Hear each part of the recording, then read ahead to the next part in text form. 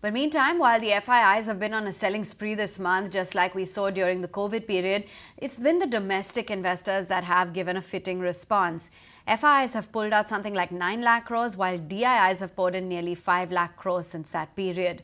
In fact, the rise of the domestic investor seems to be undeniable. Let's take it across to Nikunj for a special analysis on how to understand the big domestic investor story playing out in India. Nikunj.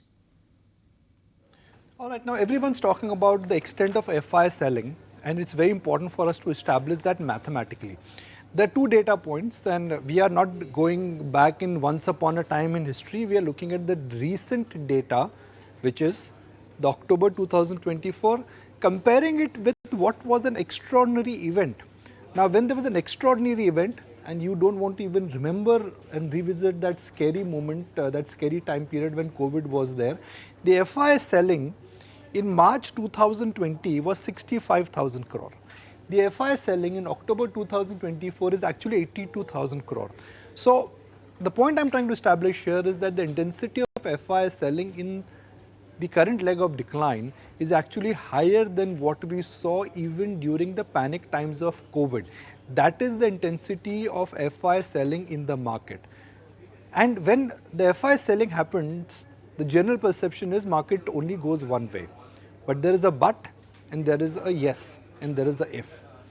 Which is that if one really looks at the FI selling, while the quantum may have gone higher in rupees crore, but since markets have gone higher, the quantum of selling by foreign institutional investors as percentage of the total market cap, which is what you look at.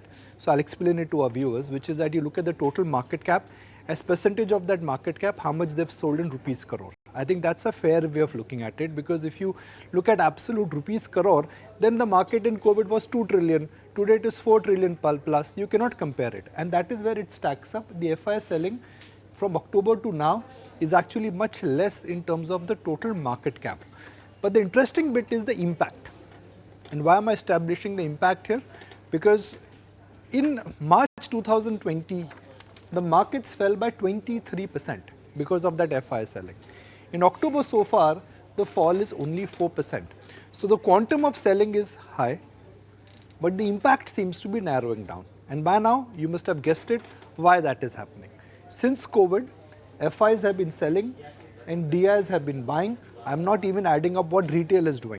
Net, FI selling will have an impact on the market. It may restrict the upside, but just because FI is selling, the Indian bull market is not over. This is the Rise with India story, the Rise with India movement, the rise of retail, the rise of domestic saving back into equities, that FIs are selling, the quantum is high. It may look like a scary number, but the bottom line effect on the market per se seems to be diminished. Back to the studio. All right, thanks very much, Nikunj, for giving us a deeper analysis. And yes, indeed, that is a resounding support coming in from the domestic institutional investors, and that to a great extent has offset as well what we've seen with the FII outflows. There comes a time when your heart calls for you to arise. Plant your feet solid into the ground.